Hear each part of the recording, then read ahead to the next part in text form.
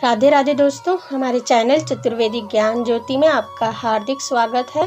आप सब कैसे हैं यह बताने के लिए कमेंट बॉक्स में जय श्री राधे जरूर लिखें। राधे रानी की कृपा से आपका सब मंगल होगा।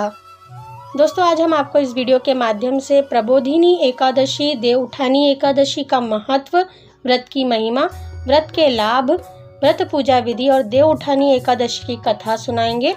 आप वीडियो को अंत तक जरूर ही देखें। दोस्तों, सनातन हिंदू पंचांग के अनुसार पूरे वर्ष में 24 एकादशियां आती हैं, किंतु अधिक मास की एकादशियों को मिलाकर इनकी संख्या 26 हो जाती है। प्रत्येक एकादशी का अपना एक अलग महत्व होता है तथा प्रत्येक एकादशी की एक पौराणिक कथा भी होती है। कार्तिक मास के शुक्ल पक्ष की एकादशी को देव उठानी एकादशी, प्रबोधिनी एकादशी के नाम से जाना जाता है। एकादशी तिथि भगवान विष्णु को अत्यधिक प्रिय होती है।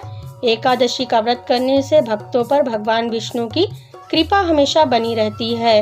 हिंदू धर्म में आस्था रखने वाले व्यक्ति प्रत्येक एकादशी पर भगवान विष्णु जी की पूजा करते हैं, व्रत रखते हैं और रात्रि में जागरण भी करते हैं। दोस्तों, कार्तिक मास के शुक्ल पक्ष की एकादशी के दिन भगवान विष्णु 4 मास के विश्राम के बाद जागते हैं। प्रबोधिनी एकादशी के दिन भगवान विष्णु जी क्षीर सागर में 4 माह के शयन से उठते हैं। चतुर्मास के विश्राम के बाद जागते हैं। भगवान विष्णु जी आषाढ़ कृष्ण पक्ष की एकादशी यानी देवशयनी एकादशी पर शयन प्रारंभ करते हैं और 4 माह के बाद देवउठनी एकादशी पर पुनः उठते हैं। प्रबोधिनी एकादशी का दिन चतुर्मास के अंत का प्रतीक है। चतुर्मास के दिन में केवल पूजा पाठ, तप और दान के कार्य ही किए जाते हैं। इन 4 मास में कोई भी मांगलिक कार्य जैसे विवाह, मुंडन संस्कार, नामकरण संस्कार आदि नहीं किए जाते। दोस्तों, प्रबोधिनी एकादशी से यानी देव उठनी एकादशी से सभी मांगलिक कार्यों की शुरुआत हो जाती है। प्रबोधिनी एकादशी को देव उठनी एकादशी, देव उठानी एकादशी, ग्यारस, हरि प्रबोधिनी एकादशी नाम से जाना जाता है। प्रबोधिनी एकादशी को कार्तिक मास के शुक्ल पक्ष की एकादशी को मनाया जाता है।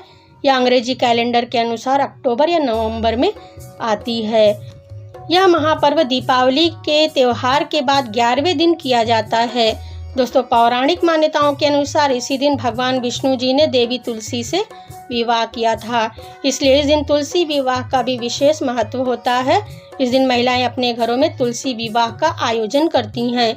इसी दिन से विवाह के मुहूर्त खुल जाते हैं।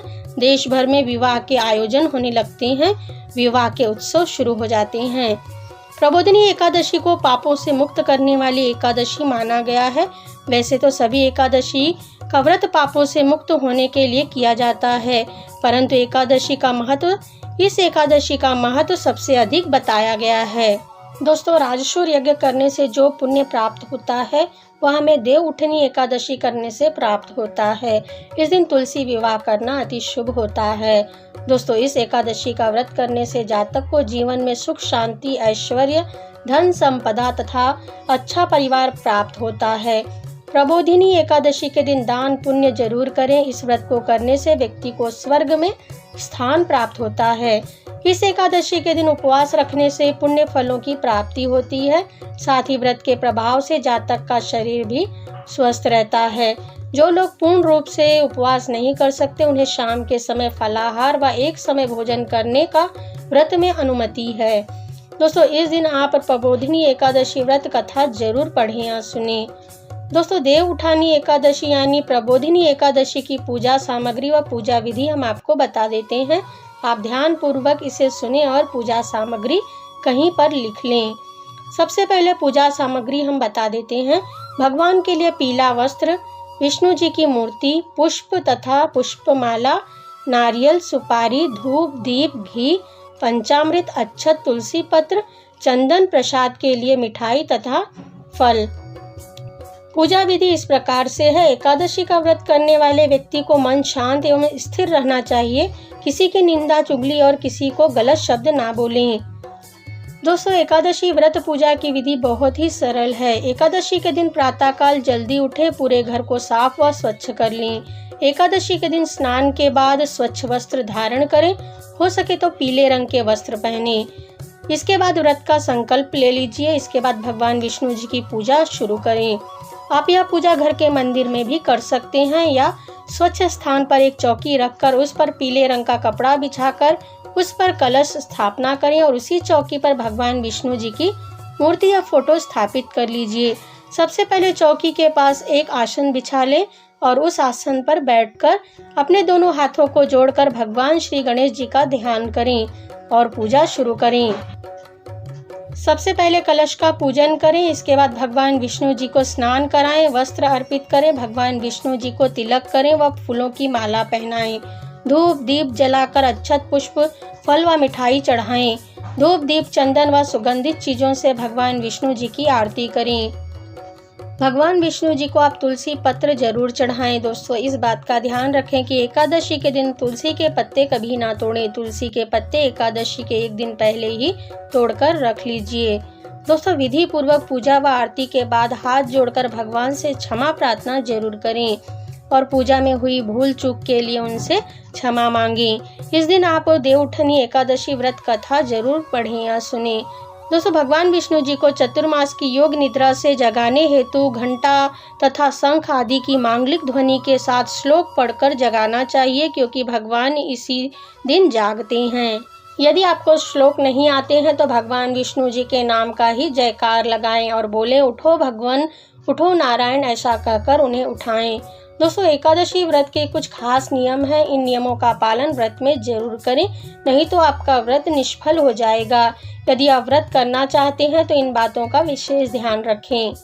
देवउठनी एकादशी व्रत के नियमों का पालन 3 दिनों तक होता है, अर्थात दशमी तिथि एकादशी, द्वादशी को देवउठनी एकादशी के नियमों का पालन करें। इन 3 दिनों में जातक को चावल नहीं खाना चाहिए। इसके साथ ही लहसुन, प्याज तथा मसूर की दाल का सेवन भी नहीं करना चाहिए। मांस और मदिरा का सेवन तो भूलकर भी नहीं करें। पूर्ण ब्रह्मचर्य का पालन करें, हो सके तो जमीन पर ही शयन करें।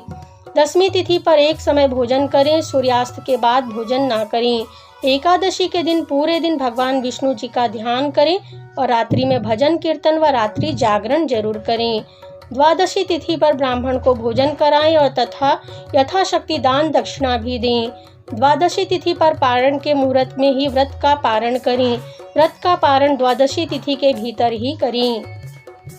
एकादशी व्रत के दिन पेड़ पौधों को ना तोड़ें, किसी से झगड़ा लड़ाई ना करें। चावल का सेवन एकादशी के दिन वर्जित होता है। नमक का सेवन एकादशी व्रत में कभी ना करें। इन सभी बातों का ध्यान व्रत में जरूर रखें। दोस्तों, एकादशी व्रत में आप एक समय फलाहार कर सकते हैं, दूध दही फलों के जूस का सेवन कर सकते हैं, लेकिन नमक का सेवन व्रत में ना करें। द्वादशी तिथि पर सुबह उठकर पुनः भगवान विष्णु जी की पूजा करें, आरती करें, इसके बाद ही व्रत का पारण करें। दोस्तों, एकादशी व्रत को समाप्त करने की विधि को पारण कहते हैं। एकादशी व्रत का पारण द्वादशी तिथि के समाप्ति के पहले ही कर लेना चाहिए। दोस्तों, चलिए हम आपको प्रबोधिनी यानी देवउठनी एकादशी की कथा सुनाते हैं। इस कथा को सुनने मात्र से व्यक्ति के सभी पापों का नाश होता है। सुनने वाले व्यक्ति की अच्छा स्वास्थ्य और अच्छा परिवार मिलता है। मृत्यु के बाद उसे मोक्ष की प्राप्ति होती है। एक बार महारथी अर्जुन भगवान श्री कृष्ण से कहने लगे, हे गोपाल, कार्तिक शुक्ल पक्ष की एकादशी का क्या नाम है तथा कृपा कर आप इसकी कथा बताएं। यह सुनकर भगवान श्री कृष्ण जी कहते हैं कि हे पार्थ, तुम मेरे अत्यंत प्रिय सखा हो। हे अर्जुन, अब मैं तुम्हें पापों का नाश करने वाली तथा पुण्य एवं मुक्ति प्रदान करने वाली प्रबोधिनी एकादशी की कथा सुनाता हूँ। तुम इसे श्रद्धा भाव से सुनो। कथा के अनुसार मैं तुम्हें नारद तथा ब्रह्मा जी के बीच हुई वार्तालाप को सुनाता हूँ। एक समय जब नारद जी ब्रह्मा जी से पूछा कि हे परमपिता, कृपा करके आप मुझे प्रबोधिनी एकादशी के व्रत का महत्व तथा व्रत की कथा विधि पूर्वक बताएं।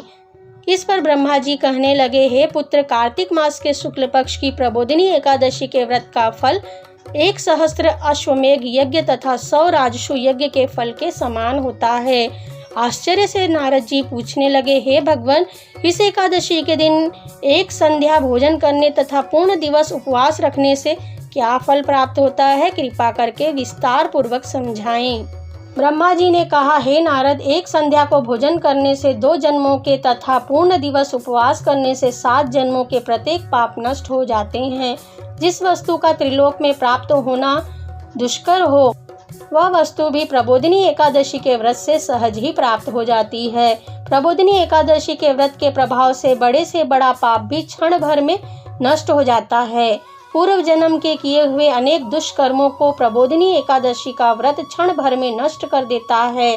हे पुत्र, जो मनुष्य इस दिन श्रद्धा पूर्वक किंचित मात्र भी पुण्य करते हैं, उनका वह पुण्य पर्वत के समान अटल हो जाता है। जो मनुष्य केवल अपने हृदय के अंदर ही ऐसा ध्यान करते हैं कि उन्हें प्रबोधिनी एकादशी व्रत करूंगी, उनके जन्मों के पाप भी नष्ट हो जाते हैं। जो भी व्यक्ति प्रबोधिनी एकादशी का व्रत करते हैं, उनके कुल की 10 पीढ़ियां विष्णु लोक में वास करती हैं। नरक का कष्ट उन्हें कभी नहीं भोगना पड़ता। हे नारद, ब्रह्म हत्या आदि विकट पाप भी देवउठनी एकादशी यानी प्रबोधिनी एकादशी के दिन रात्रि जागरण करने से नष्ट हो जाता है। प्रबोधिनी एकादशी की रात्रि जागरण का फल अश्वमेध यज्ञ के फल से भी अधिक होता है। प्रत्येक तीर्थों में जाने तथा गौ, स्वर्ण व भूमि आदि के दान का फल प्रबोधिनी एकादशी के रात्रि के जागरण के फल के समान ही होता है। हे पुत्र, इस संसार में उसी व्यक्ति का जीवन सफल है जिसने प्रबोधिनी एकादशी के व्रत द्वारा अपने कुल को पवित्र तथा पावन किया है। संसार में जितने भी तीर्थ हैं तथा जितने भी तीर्थों की आशा की जाती है, वह प्रबोधिनी एकादशी का व्रत करने वाले के घर में वास करते हैं। व्रती को प्रत्येक कर्मों का त्याग करते हुए भगवान विष्णु जी की प्रसन्नता के लिए कार्तिक मास की प्रबोधिनी एकादशी का व्रत अवश्य ही करना चाहिए, क्योंकि यह एकादशी भगवान विष्णु जी को अत्यंत प्रिय मानी गई है। इस व्रत के प्रभाव से मनुष्य जन्म मरण के चक्र से मुक्त हो जाते हैं। इस एकादशी के दिन जो मनुष्य भगवान विष्णु जी की प्राप्ति के लिए दान, तप, होम, यज्ञ आदि करते हैं, उन्हें अक्षय पुण्य की प्राप्ति होती है। प्रबोधिनी एकादशी के दिन भगवान श्री हरि का पूजन करने के पश्चात यौन तथा वृद्धावस्था के समस्त पाप नष्ट हो जाते हैं। दोस्तों, जो व्यक्ति प्रबोधिनी एकादशी का व्रत नहीं करते, उनका जीवन व्यर्थ होता है। अंत हे पुत्र, तुम्हें भी विधि पूर्वक भगवान विष्णु जी का पूजन करना चाहिए। जो मनुष्य कार्तिक मास के धर्म परायण होकर अन्य व्यक्तियों का अन्न नहीं खाते, उन्हें चंद्रायण व्रत के फल भी प्राप्त होते हैं। कार्तिक मास में भगवान दान आदि से उतने ही प्रसन्न नहीं होते जितने पौराणिक शास्त्रों की कथा सुनने मात्र से प्रसन्न होते हैं। कार्तिक माह में जो मनुष्य प्रभु की कथा को पढ़ते हैं, सुनते हैं या सुनाते हैं, वे लोग गौ दान के समान फल की प्राप्ति करते हैं।